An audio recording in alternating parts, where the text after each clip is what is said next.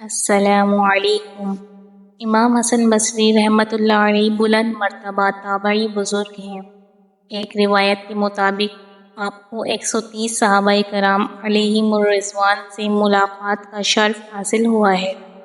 امام حسن بصری رحمۃ اللہ علیہ بہت بڑے عالم، زاہد یعنی دنیا سے بے رغبتی رکھنے والے بہت نیک، پارسا، عبادت گزار تھے۔ علم دین کا رعب اور عبادت کا نور آپ کے چہرے سے جھلکتا تھا، یہاں تک کہ کسی نے آپ کو نہ دیکھا ہوتا تو تب بھی پہچان لیتا تھا۔ امام حسن بصری رحمۃ اللہ علیہ اللہ کے بہت عبادت گزار بندے تھے، ہر وقت فکر آخرت ان پر طاری رہتی۔ وہ کیسے اس دنیا سے بے رغبت ہوئے، آگے آپ کو اس کا واقعہ بتائیں گے۔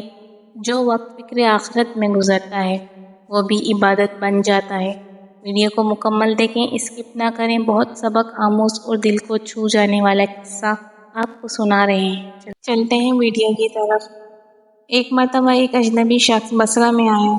شاید اس نے امام حسن بصری رحمۃ اللہ علیہ کا چرچا سن رکھا تھا، چنانچہ اس نے کسی سے امام حسن بصری رحمۃ اللہ علیہ کے متعلق پوچھا تو بتانے والے نے کہا، مسجد میں چلے جاؤ، وہاں جو ایسا شخص دکھائی دے کہ اس کی مثل تم نے کبھی نہ دیکھا ہو، بس سمجھ لینا وہی امام حسن بصری رحمۃ اللہ علیہ۔ ولایت کے بہت سے درجات ہیں، ان میں سب سے اونچا درجہ صدیقیت ہے۔ الحمدللہ حضرت امام حسن بصری رحمۃ اللہ علیہ بھی ولایت میں صدیقیت کے درجے پر فائز تھے۔ روایت ہے کہ ایک مرتبہ مسلمانوں کی پیاری امی جان حضرت عائشہ صدیقہ طیبہ طاہرہ نے امام حسن بصری رحمۃ اللہ علیہ کی باتیں سنی تو فرمایا، من ھذا الذی یتکلم بکلام الصدیقین، یعنی یہ کون ہے جو صدیقین جیسی باتیں کر رہا۔ امام حسن بصری رحمۃ اللہ علیہ کا مبارک فرمان، جسے امام زین العابدین رضی اللہ تعالیٰ عنہ نے کلام صدیق فرمایا، وہ فرمان عالی شان کیا ہے، آئیے سنیے۔ امام حسن بصری رحمۃ اللہ علیہ نے فرمایا، لیس العجب لمن ہلک کیف ہلک وانما العجب لمن نجا کیف نجا، یعنی تعجب یہ نہیں کہ ہلاک ہونے والا ہلاک کیسے ہو گیا، تعجب تو اس پر ہے کہ نجات پانے والا نجات کیسے پا گیا۔ غور فرمائیے کتنا فکر انگیز اور سبق آموز فرمان ہے۔ جو بندہ روز قیامت ہلاکت میں پڑ گیا، جس کے لیے جہنم کا حکم سنا دیا، اس پر کیا تعجب۔ جہنم میں جانا تو بہت آسان ہے، شیطان ہر وقت انسان کو بھٹکانے میں لگا ہوا ہے، نفس امارہ خواہشات میں پھنسا رہا ہے، نفس سستی دلاتا ہے، نیکیوں سے روکتا ہے، گناہوں میں لذت پاتا ہے، اس لیے گناہوں میں پڑ کر جہنم کا حقدار بن جانا تو بہت آسان ہے۔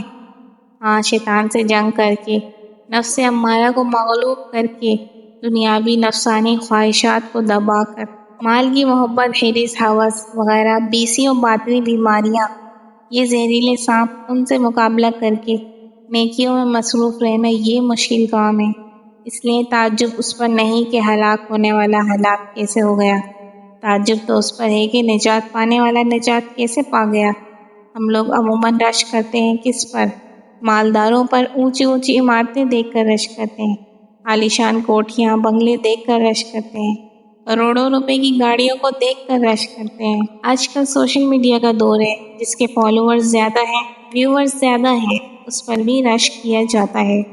جو زیادہ مشہور، فیمس ہے، اس پر بھی رشک کیا جاتا ہے، حالانکہ ان پر رشک کیا کرنا۔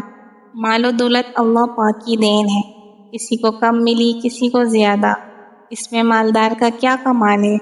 شہرت اللہ پاک کی دین ہے، مشہور و معروف ہستی کا اس میں کیا کمال، اس نے کیا کارنامہ انجام دیا کہ رشک کیا جائے۔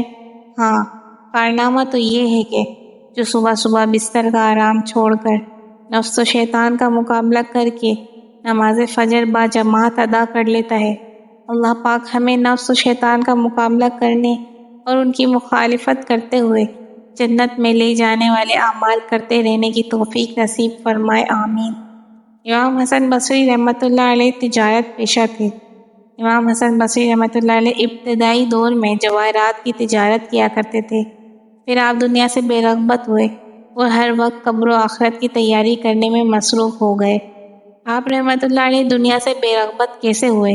اس کا واقعہ یوں ہوا کہ ایک مرتبہ آپ تجارت کے سلسلے میں ملک روم تشریف لے گئے۔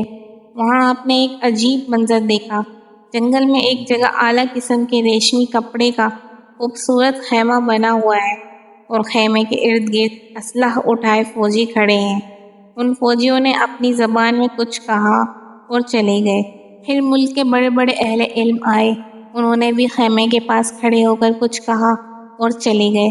پھر ملک کے بڑے بڑے حکیم، طبیب اور ڈاکٹر وہاں پہنچے، انہوں نے بھی خیمے کے پاس کھڑے ہو کر کچھ کہا، پھر چلے گئے۔ پھر بادشاہ وزیر آئے، یہ بھی کچھ دیر خیمے کے پاس رکے، کچھ کہا اور چلے گئے۔ امام حسن بصری رحمۃ اللہ علیہ فرماتے ہیں، یہ دیکھ کر مجھے بڑی حیرانی ہوئی۔ میں نے کسی سے پوچھا کہ یہ کیا معاملہ ہے؟ بتانے والے نے بتایا، بادشاہ کا ایک خوبصورت نوجوان لڑکا تھا، اس کا انتقال ہو گیا، وہ اس خیمے میں دفن ہے۔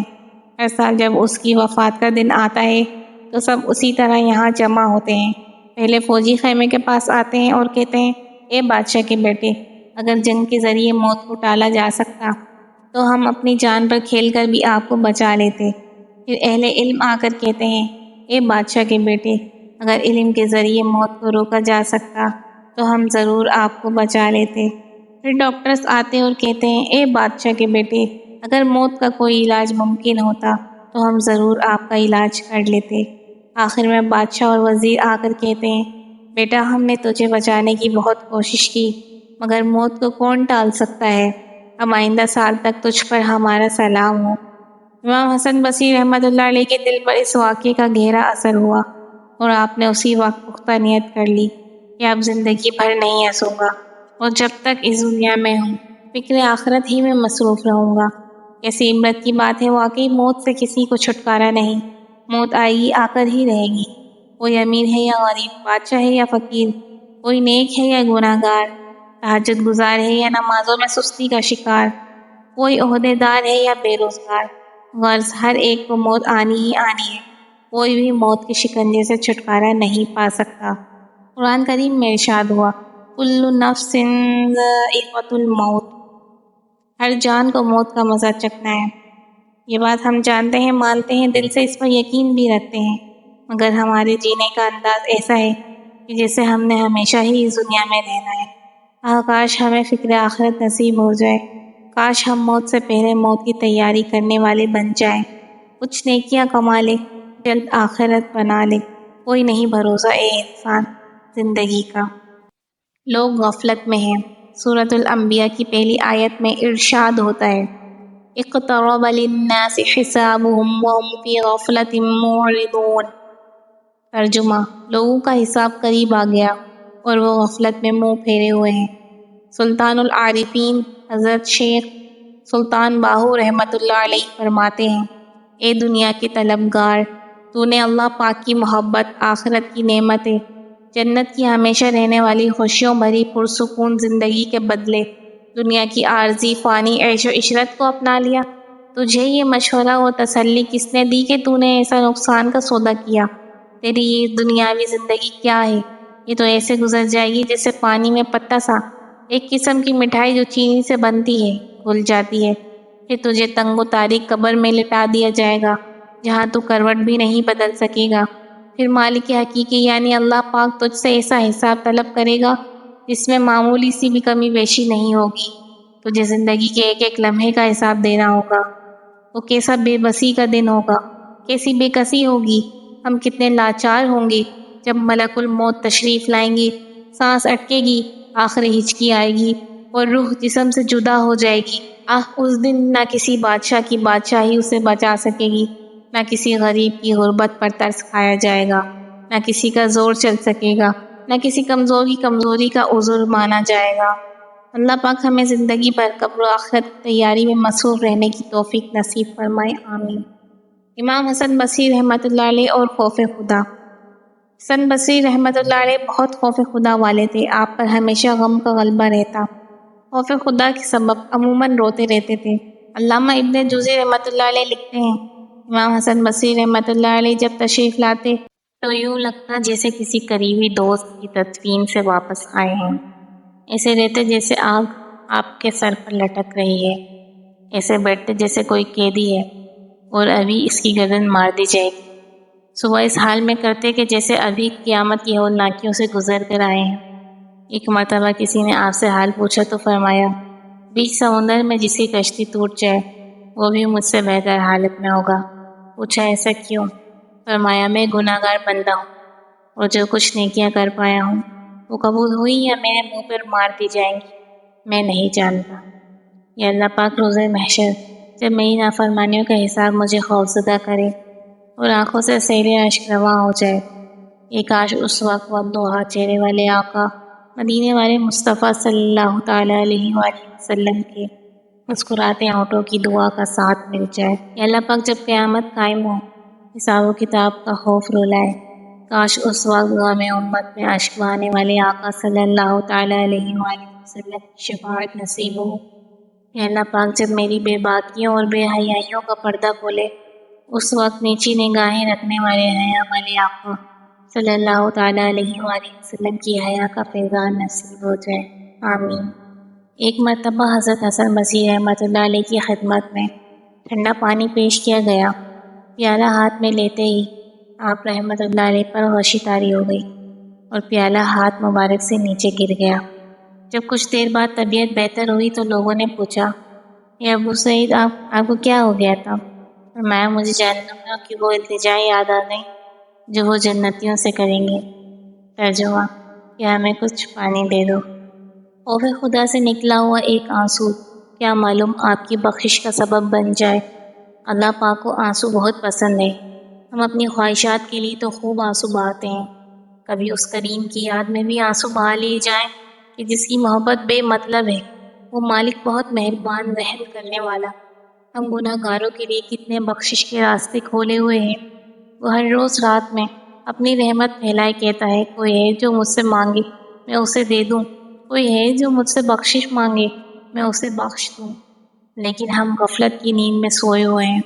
اللہ پاک ہمارے دلوں میں اپنی محبت پیدا فرما کہ جب ہم کو اللہ کی محبت مل گئی تو پھر کسی چیز کی ضرورت باقی نہیں رہے گی۔ اس ویڈیو کو بنانے کا مقصد آپ کو فکر آخرت اور خوف خدا کا احساس دل میں جگانا ہے۔ کسی ایک انسان کے دل سے بھی اللہ کی محبت یا اللہ کے خوف سے یا فکر آخرت میں ایک آنسو بھی گرا، میرا مقصد پورا ہو جائے گا۔ اسی طرح کی مزید ویڈیو حاصل کرنے کے لیے ہمارے چینل کمال یاسر کو سبسکرائب کریں، لائک کریں، کمنٹ کریں اور ہماری حوصلہ افزائی کریں۔ اللہ حافظ۔